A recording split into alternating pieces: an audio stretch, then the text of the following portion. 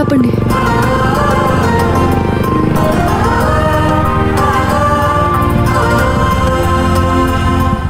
ఎందుకు? ఏమైంది? నేను ఇక్కడి నుంచి ఆటోలో వెళ్తాను. ఆటోలోనా? నేను నా బండి మీద మీ స్టేషన్ వరకు డ్రాప్ చేస్తాను. పర్వాలేదు, నాకు మరో పని కూడా ఉంది. సరే, మీ ఇష్టం. జాగ్రత్త. ఆటో.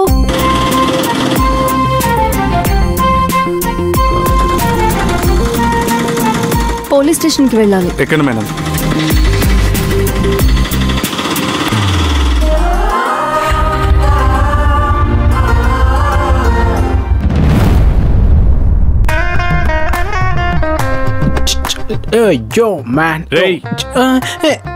మా ముసలోడు వస్తున్నాడు. వచ్చాడంటే చివాటు పెడతాడు. త్వరగా కానీ. ఓనర్ గారా? ఓ, వస్తున్నారా? అవును, వచ్చేస్తున్నాడు. సార్, మీ మామ మీకు ఓనర్ అయితే మీరు నాకు ఓనర్ కదా? అవును, నేను నీకు ఓనర్నే. చిన్నగా మా మావని ఓనర్ పనిలోంచి తీసేయాలనుంది డీజే, కానీ అది సాధ్యమయ్యేలా లేదు.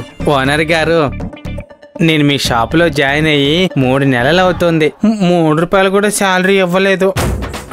అయితే నేను కూడా మిమ్మల్ని ఓనర్గా తీసేస్తా. ఓనర్గా నన్ను తీసేస్తే నీకు శాలరీ ఎవరిస్తారా? మీ మామ. ఏ సూర్య, ఏం చేస్తున్నావు ఇక్కడ? పిలిస్తే వినబట్టం లేదా? అది చెవులు ఏమైనా స్వీట్లు పెట్టుకున్నావా ఏంటి? లెక్కలవి చూద్దాం రా.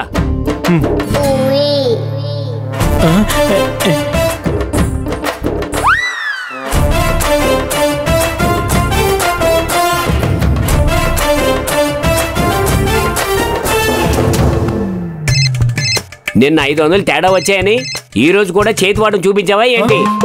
అదేం లేదు మావయ్య గారు. అదేం లేదు మావ గారు. చేసే పని మీద శ్రద్ధ లేదు. ఆ శ్రద్ధే ఉంటే ఇప్పటికి మనం 10 బ్రాంచులు ఓపెన్ చేసేవాళ్ళం. రా, వచ్చి కౌంటర్ మీద కూర్చొని మొబైల్ నొక్కుంటూ ఉండు. దద్దమ్మ, ఈసారి తేడా వస్తే అల్లుడని కూడా చూడను. వెళ్ళా. అబ్బో, మామ కంటే అల్లుడే బెటర్.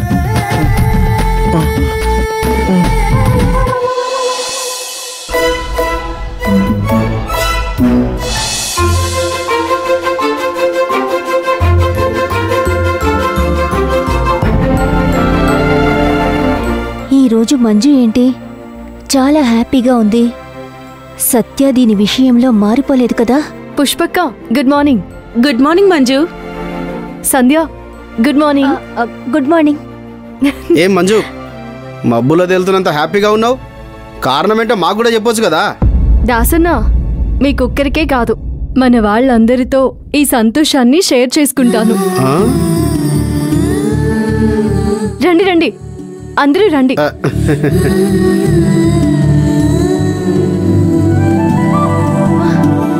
ఇదేదో సత్యాన్ని విడిపించుకుంటుంది అనుకుంటే గట్టిగా భార్యాభర్తల బంధాన్ని ఫిక్స్ చేసుకుని వచ్చిందా ఏంటి? సంధ్య, నువ్వు కూడా వచ్చేసాయి. సంధ్య, మంజు బాగా కోరుకునే వాళ్ళలో నువ్వే ముందుంటావు. రామ్మా, రా సంధ్య.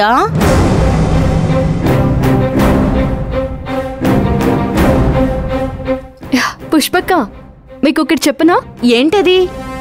నిన్ను నాకు సహాయపడ్డానికి కొంతమంది పని వాళ్ళు రావాల్సింది, కానీ వాళ్ళు పనికి రాలేదు. మరి అన్ని పనులు ఎలా చేసావు?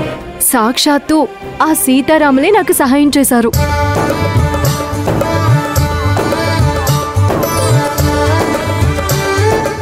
సాక్షాత్తు ఆ దేవుడే వచ్చి నీకు సహాయం చేయడం అంటే అది అదృష్టమమ్మా మంజు. సత్య గారు కూడా నాకు చాలా సహాయం చేశారు. ఏంటి మంజు, నిజమా? నిజం పుష్పక్క. సత్య గారు ఏ పని చేస్తూ ఎంత బిజీగా ఉన్నా నాకు సహాయం చేయాలనే అతని ఆరాటం నాకు అనిపించింది.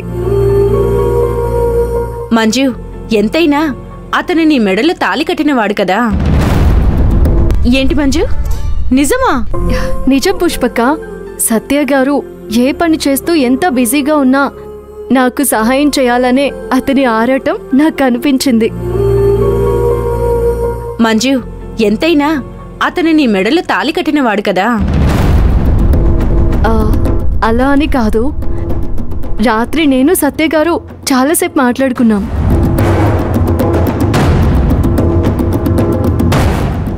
అందుకే మార్నింగ్ లేటుగా లేచాను.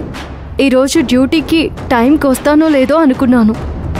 ఎలాగైతేనే సమయానికి వచ్చేసాను.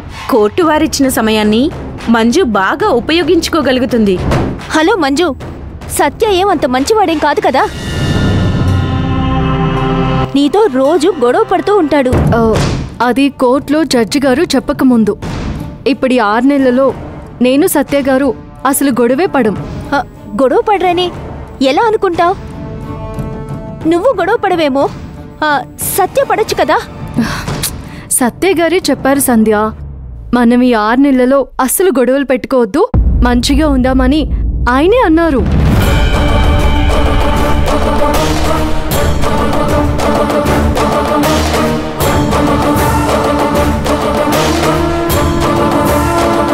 సంతోషమమ్మా మంజు, నువ్వు మనస్ఫూర్తిగా సంతోషంగా ఉండడం ఇప్పుడే చూస్తున్నాను. నిజం బాబాయ్.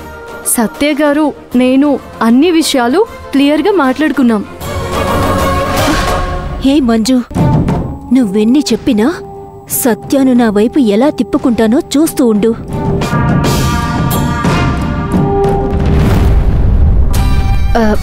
సూర్య, నా మాట విను, ఈ టీ తాగు. నాకేమొద్దు. నా మీద కోపడితే ఏమొస్తుంది? ఈ టీ తీసుకో. నా కోసం టీ చేయమని ఎవరు చెప్పారు? తీసుకెళ్లి మీ నాన్న మొహం మీద పోయి. నాకు కొంచెం మనశ్శాంతిగా ఉంటుంది. సూర్య, ఈ కీసు మిఠాయితో ఇలాగే నా మాట్లాడేది? నా కీసు మిఠాయి నా నెత్తినెక్కింది. మమ్మీ, అమృత వదిన ముద్దు పేరు కీస్ మిఠాయి అంట. నా దగ్గర రాకు, వెళ్ళిపో.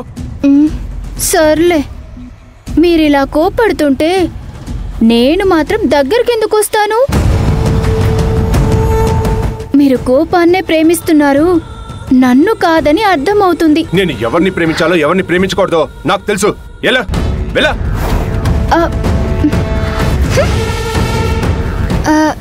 శ్రీయ చెప్పు. లేదు, నువ్వే చెప్పు. అరే, ఏం చెప్పాలి? మమ్మీ, నువ్వు గమనించావా? ఏ విషయం గమనించాలి? ఇక్కడ సూర్య అన్నయ్య అమృతతో బద్ధశత్రువుల గొడవ పడుతున్నారు. ఇంట్లో సత్య అన్న మంజు వదిన కొత్త ప్రేమికుల్లా కలిసి సంతోషంగా ఉంటున్నారు.